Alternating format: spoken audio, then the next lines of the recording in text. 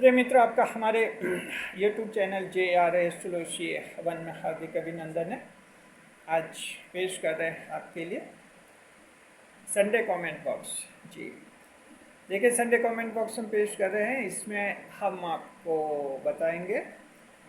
देखिए, Sunday comment box में हमारे चैनल पर जो कमेंट्स आते हैं, कुछ कमेंट्स चुनते हैं और उनका हम जवाब देते हैं।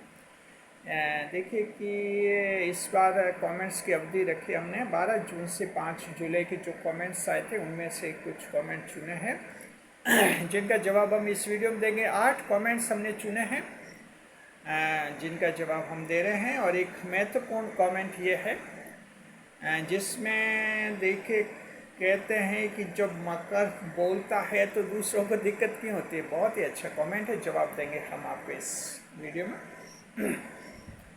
देखिए, कुल मिलाकर 8 कमेंट हमने चुना। 8 कमेंट्स कौन से हैं, पहले हम कमेंट्स बता देते हैं ताकि आपको ध्यान रहे कि आपका कमेंट इसमें शामिल हुआ है कि नहीं।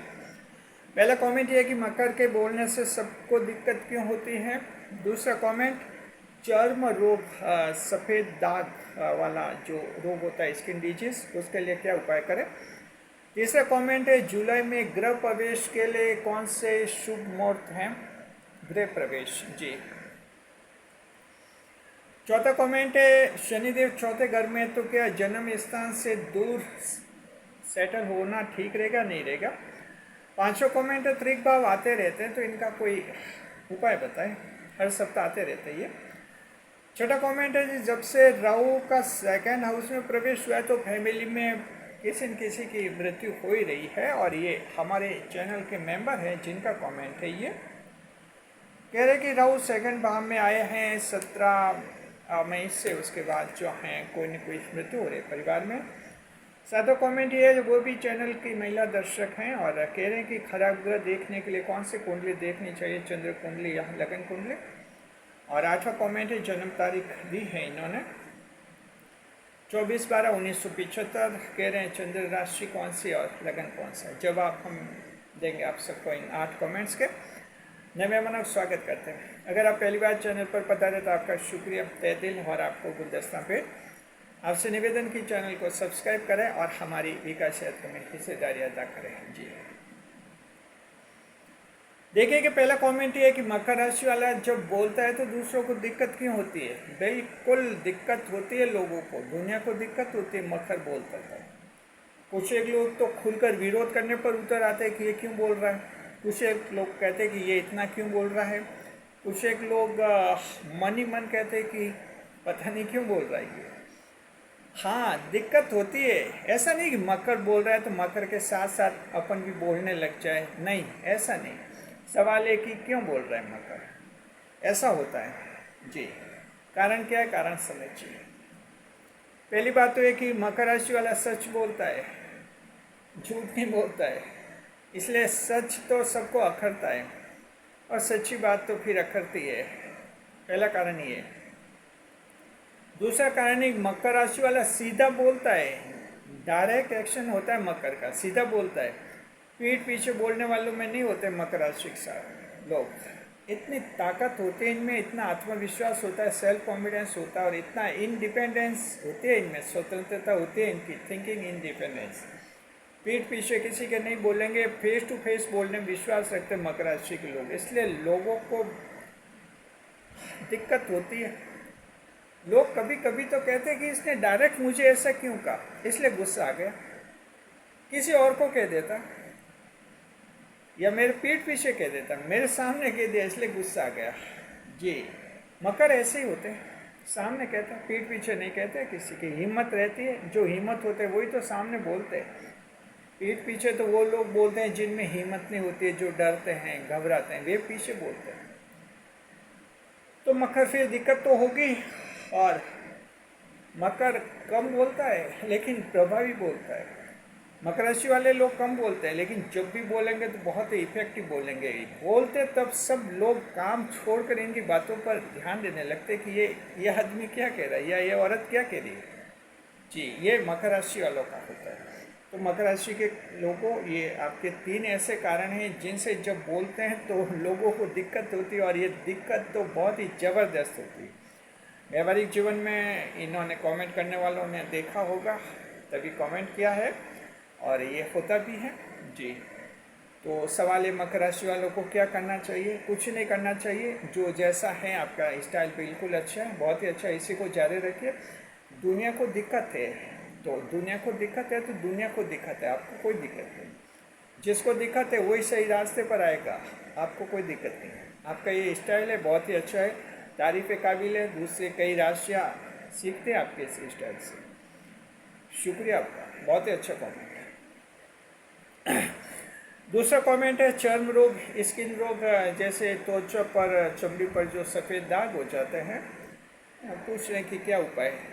देखिए ज्योतिष शास्त्र में भी उपाय होते हैं, जैसे बीमारियों के एलोपैथिक आयुर्वेदिक उपचार होते हैं, ज्योतिष शास्त्र में भी उपाय होते हैं। पहले देखना होता है कि चर्म रोग जो कौन सा ग्रह संभालता है, तो मुख्य रूप से बुध ग्रह जो है चर्म रोग संभालता है मुख्य रूप से। मैं बाकी मंगल और सूर्य भी वो भी कुछ मामले टैकल करते हैं। जहाँ तक सफ़ेद दाग की बात है तो बुध ग्रह जो है ऐसे मामलों को हैंडल करते हैं, तो आपको जो है बुध ग्रह को ही मजबूत करना होता है। इसके लिए भगवान गणेश जी की पूजा कीजिए, साथ में बुधवार को हरी वस्त्रों का दान कीजिए, तो आपके लिए ये चर्म रोग जो हैं वो नियंत्रित हो जाएगा। तीसरा कमेंट है, कह रहे कि जुलाई के महीने में जी गृह प्रवेश के लिए कोई शुभ मुहूर्त वगैरह बताते हैं आपको।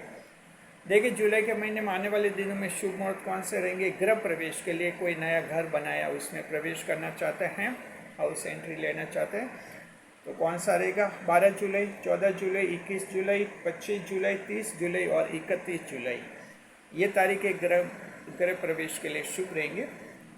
मान लीजिए आपको नया घर बनवाना है और भूमि पूजन करना है, तो उसके लिए 21 जुलाई की तारीख बहुत ही अच्छी शुभ है।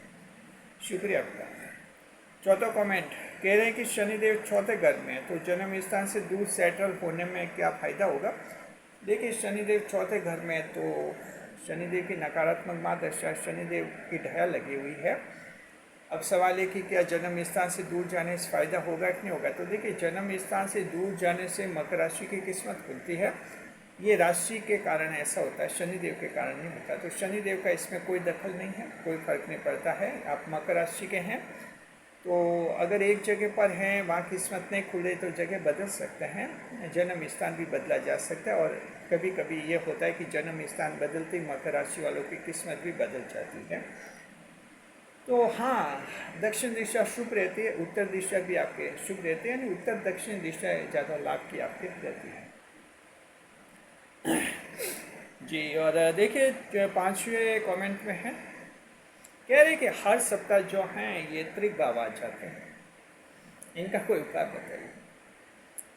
हाँ, कभी कभार आ जाते हैं त्रिक भाव, जो डेली भविष्य फल हम आपको बताते हैं मकर राशि का जी, हमेशा शाम को 4 बजे जारी करते हैं मकर राशि का डेली भविष्य फल, और उसमें हम बताते हैं आपको कि आज चंद्रमा त्रिक भाव में है, तो उसके आधार पर कमेंट किया इन्होंने। देखिए उपाय बताते हैं हम आपको। 3 त्रिक भाव होते हैं, छठा, आठवां और 12वां जी। तो त्रिक भाव के लिए, छठे भाव के लिए चंद्रमा जब छठे भाव में आते हैं तो आपको भगवान गणेश की पूजा करनी चाहिए। 8वें भाव में आते हैं तब सूर्य देव की पूजा करनी चाहिए, और 12वें भाव में आते हैं तब देवगुरु बृहस्पति को शुभ करना चाहिए। बुजुर्गों का आदर करें और गुरुवार को सफ़ेद वस्त्रों का दान करें। शुक्रिया आपका। छठा कमेंट, हमारे चैनल के मेंबर हैं और कह रहे हैं कि जब से राहु का सेकंड हाउस में प्रवेश हुआ है फैमिली में किसी न किसी की मृत्यु हो ही रही है जी। देखिए कमेंट चैनल के मेंबर का है हमारे। अब देखिए जहाँ तक राहु की बात है तो सेकंड हाउस में राहु होते हैं, तो देखिए कि जन्म और मृत्यु ये 2 ऐसी अवधारणा है जिन पर ग्रह का कोई नियंत्रण नहीं रहता है, सिर्फ ईश्वर का नियंत्रण रहता है, जन्म और मृत्यु जी। ग्रह कोई कुछ भी नहीं कर सकते इस मामले में जी। तो हम इसके लिए राहु को दोष नहीं दे सकते हैं। सेकंड हाउस में आकर राहु हालांकि परिवार में कुछ परेशानी पैदा कर सकते हैं, टेंशन कर सकते हैं, लेकिन मृत्यु जैसी बात राहु नहीं करते हैं। ये तो ईश्वर का फैसला होता है और ईश्वर का फैसला हम सबको मानना होता है। राहु का इसमें सीधा कोई दखल नहीं होता है जी। चलिए 7वां कमेंट है, चैनल की महिला मेंबर है और कह रहे कि खराब ग्रह को देखना हो तो कौन सी कुंडली देखे?